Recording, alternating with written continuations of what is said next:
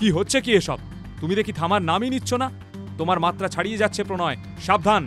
Director এইবার খুব চিৎকার করে প্রণয়কে বকে থামাতে চাইলেন, কিন্তু কে শোনে কার কথা? আপনি আর একটাও কথা বলবেন না। অনেকক্ষণ ভালোভাবে আপনার সাথে কথা বলেছি, আপনাকে সম্মান দিয়েছি। আপনার মতো বদ লোকেদের শায়েস্তা করতে আমার 1 সেকেন্ড লাগবে। প্রণয়ের এই রূপ ডিরেক্টর আগে দেখেনি। ওর এত বয়সের অভিজ্ঞতায় এমন বেয়াদবির মুখোমুখি আগে কখনো হতে হয়নি। ও চাইলেও এখনই প্রণয়কে এখান থেকে বের করতে পারবে না, কারণ সেই ক্ষমতা ওর নেই। শুধু অবাক দৃষ্টিতে প্রণয়ের এই পাশবিক বহিঃপ্রকাশ দেখে থম মেরে গেলেন ডিরেক্টর স্যার। এবার নীলেরও কান গরম হয়ে গেল। কিছুতেই সহ্য হচ্ছিল না নীলের। উঠে দাঁড়িয়ে নীল তেড়ে গেল। Enough is enough. এরই সঙ্গে দরজা খোলার শব্দ হলো। সবার নজর এখন দরজার দিকে। তাহলে অবশেষে প্রবীর মিত্র কি এসেই পড়লেন? উনি কার পক্ষ নেবেন, ডিরেক্টরের নাকি নিজের নাতির? দাদামশাই এসে গেছো ফাইনালি। দরজার দিকে তাকিয়ে হাঁপ ছেড়ে বাঁচল প্রণয়। ঘরে প্রবেশ করল প্রবীর মিত্র, এই রিয়েল এস্টেট কোম্পানির একচ্ছত্র মালিক। প্রবীর মিত্রের বড় ভারী চেহারা, গম্ভীর পদধ্বনি, কালো মোটা ফ্রেমের চশমা একটা বিশেষ আভিজাত্য বহন করছে। স্কুলে বন্ধুদের সাথে মারপিট হলে যখন হেরে যাওয়া বন্ধুটির বাড়ির লোক আসে, তখন যেভাবে বন্ধুটি নালিশ জানায়, ঠিক সেভাবে প্রণয় ওর দাদামশাইকে দেখে অভিযোগ করার জন্য লাফিয়ে উঠল। যেন আর কোনো ভয় নেই, আর কোনো চিন্তা নেই। নিজের দাদামশাইকে দেখে প্রণয় দিনকে রাত করে কথার ওপর কথা চড়িয়ে নানান কিছু বলতে লাগল। সাজিয়ে গুছিয়ে এমনভাবে বলল যাতে প্রবীর মিত্র ইজিলি চটে যায় আর ডিরেক্টরকে আচ্ছা করে শায়েস্তা করে। দাদামশাই, ডিরেক্টর স্যার আজ আমাকে রিসেপশনে সবার সামনে শুধু অপমান করেছেন তা নয়, আমার গায়ে হাতও তুলেছেন। দাদামশাই, উনি তোমার নাতির সম্মান একেবারে ধুলোয় মিশিয়ে দিয়েছেন। আমার সম্মান মানে তো আমাদের পরিবারের সম্মান। কথাটা শেষ হওয়ার আগেই প্রবীর মিত্রের মেজাজের আগুন ধিকি ধিকি জ্বলতে শুরু করল। সে সোজা ডিরেক্টরের দিকে তাকিয়ে বলল, প্রণয় যেটা বলছে সেটা সত্যি? তুমি আমার নাতির গায়ে হাত তুলেছ? এই অধিকার তোমাকে কে দিল? প্রণয়ের থেকেও প্রবীরবাবুর কাছে গুরুত্বপূর্ণ হয়ে পড়েছিল ওনার বংশমর্যাদা। ছোট বড় যেই হোক না কেন, নিজের পরিবার পরিজন সব থেকে কাছের। ডিরেক্টর একটু আগেই নীলকে বলেছিলেন মিত্রমশাই রিজনেবল মানুষ, বিচার বিবেচনা করেই নাকি ও সিদ্ধান্ত নেয়। কিন্তু প্রবীর মিত্রের শেষ কথাগুলো শোনা মাত্র ডিরেক্টরের নিজের ধারণার উপর নিজেরই সংশয় হল। মানুষটিকে কি ভুল চিনত এতদিন, নাকি নিজের রক্ত এতই দুর্বলতার জায়গা যে সেখানে কাউকেই রেয়াত করা যায় না? ডিরেক্টর তবুও নিজেকে ডিফেন্ড করার জন্যে উদ্গ্রীব হয়ে বলল, মিত্রবাবু, আপনি ভুল করছেন। আপনি এই পেন ড্রাইভে সব ফুটেজ আছে, সেগুলো দেখুন। দেখলেই বুঝতে পারবেন প্রণয় অন্যায় আবদার করছে। আপনি একবার... ডিরেক্টরের কথা তখনও শেষ হয়নি।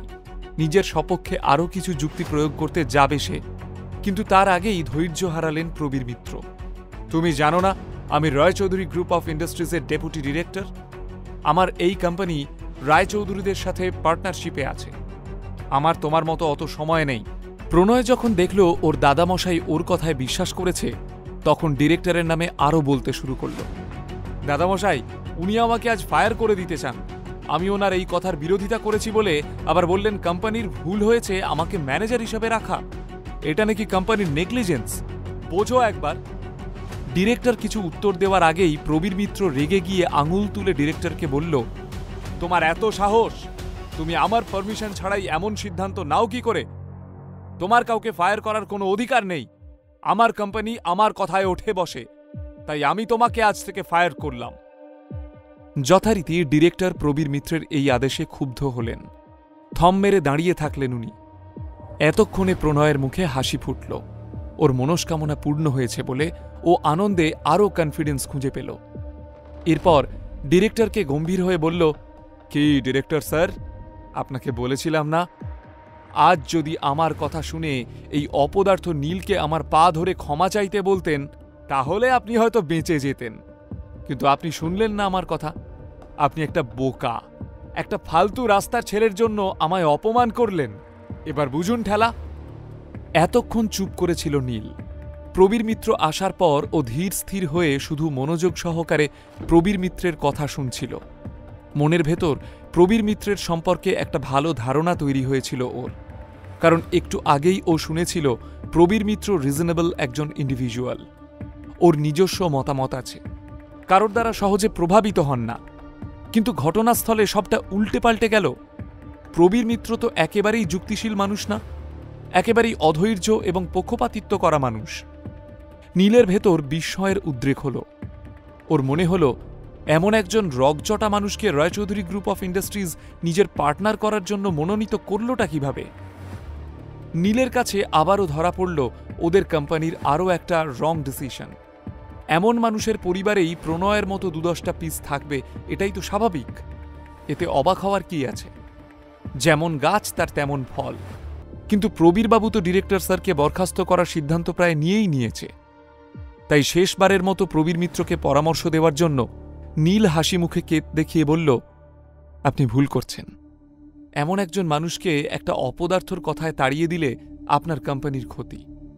সোফায় নর্মালি বসেছিল নীল, তবে এই কথাগুলো বলতে বলতে সোফার দুপাশে হাত ছড়িয়ে পায়ের উপর পা তুলে বসল সে, আরও আরাম করে। যেখানে প্রবীর মিত্র দাঁড়িয়ে রয়েছে সেখানে ওরই অফিসে ওরই সামনে ঠ্যাংয়ের উপর ঠ্যাং তুলে বসল একটা বাইরের ছেলে। এই দেখে প্রবীর মিত্র ফোঁস করে উঠল। নিচের ইনস্টল বাটনে ক্লিক করুন এবং পকেট এফএম ডাউনলোড করুন। লিঙ্কটি রয়েছে ডেসক্রিপশনে।